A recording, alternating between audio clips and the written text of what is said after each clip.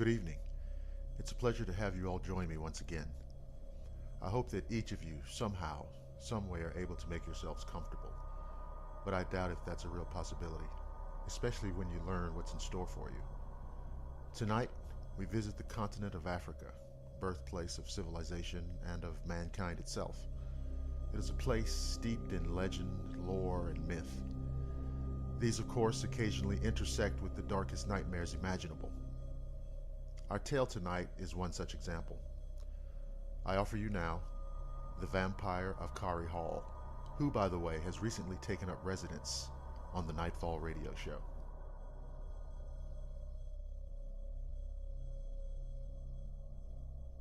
Kari Hall in Shindam, Nigeria, had been owned by a family named Sonsoro for well over 100 years. But at the end of the last century, they moved out to a larger estate in Zungeru and rented the house out to two brothers, Rano and Tarka Azari, and their sister Dia. The threesome settled comfortably into the house and soon made many friends in the surrounding area. One hot day in the middle of July, the sultry air made any kind of work impossible, so the three had an early supper.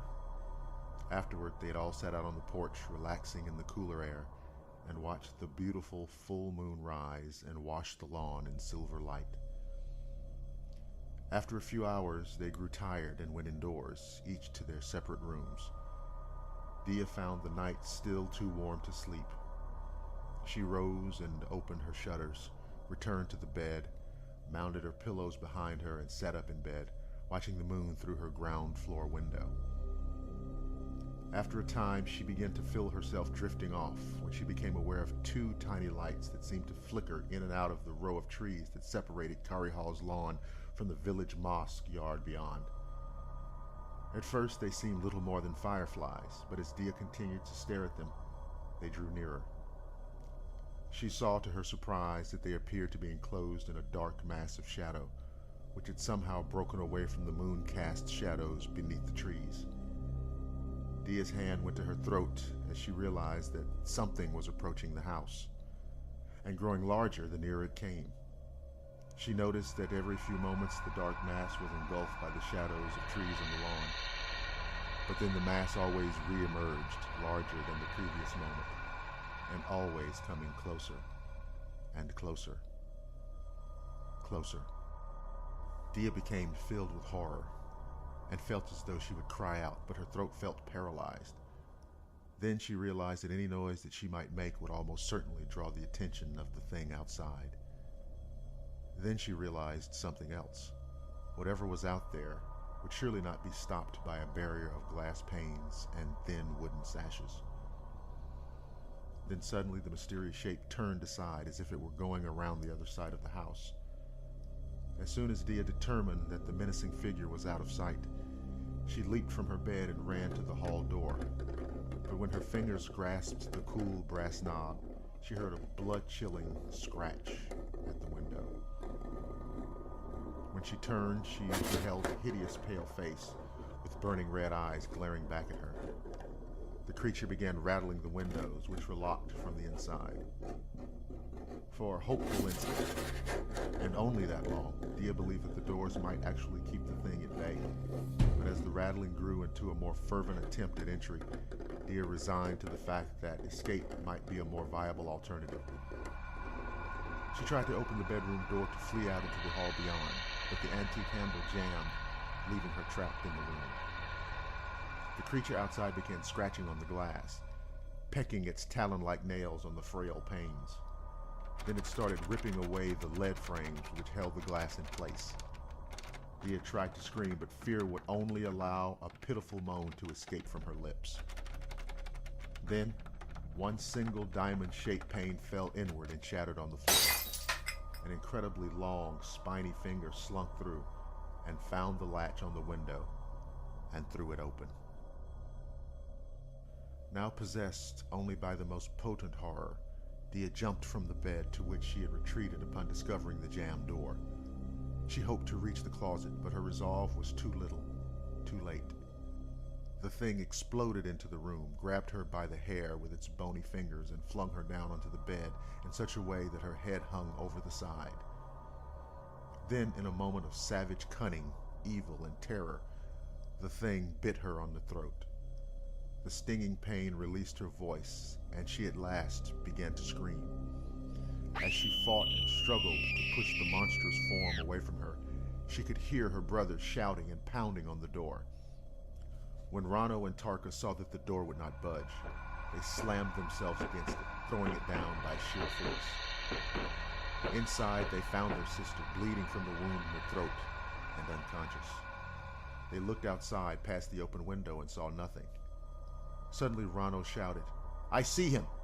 He pointed to the tall figure that fled from the shadows under the large Iroko. Without hesitation, he pursued it, but the creature moved incredibly fast, with long, loping strides, and leaped over the wall into the mosque yard. By the time Rano had reached the fieldstone wall, he saw nothing save the gravestones and vaults. The thing, whatever it was, had vanished into the night. Frustrated and angry, he returned to his sister's room. There he discovered that Dia had regained consciousness, while Tarka applied a damp towel to her throat wound. "We'll keep watch the rest of the night," said Tarka. "In the morning, we'll take the first train back to Ado Ikiti." "Rano," Dia shouted, "did you find out who or what attacked me?" "No," Rano confessed. "It escaped into the mosque yard. But whatever it was, Tarka is right. We must leave here as quickly as possible." But Dia began shaking her head. "I won't let this drive us from our house in which we've been so happy." Rano and Tarka tried to persuade her to leave, but still she refused.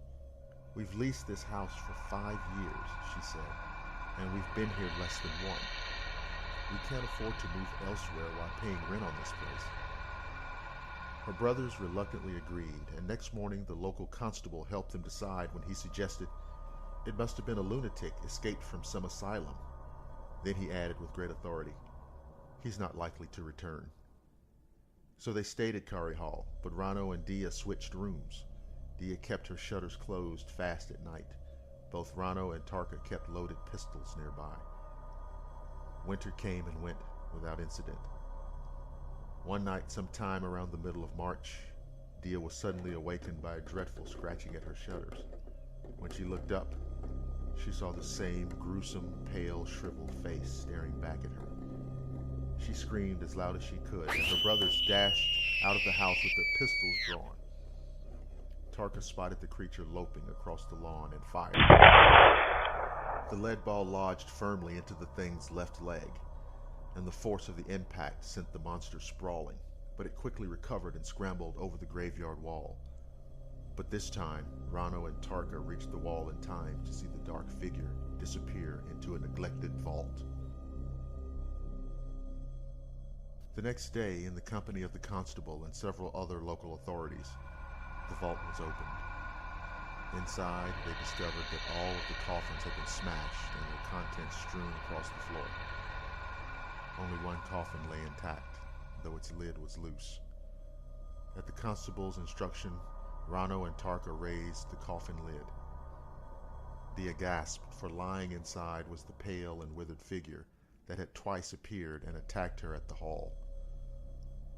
Then further investigation revealed that the left leg of the body had been damaged by a pistol shot.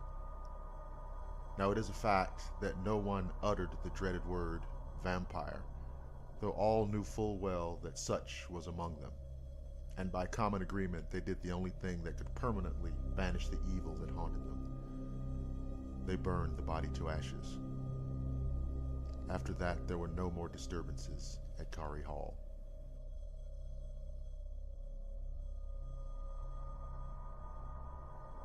And that concludes another excursion into the darkness on the Nightfall radio show. Thank you for listening to the program. The Nightfall radio show can be heard exclusively on the Blackwater Media YouTube channel. If you enjoy the show, please remember to like, subscribe, and share. If you would like to submit a short story, poem, or artwork, email your submission along with a brief bio to nightfallradioshow@mail.com. I'm your host, Dr. William Lester.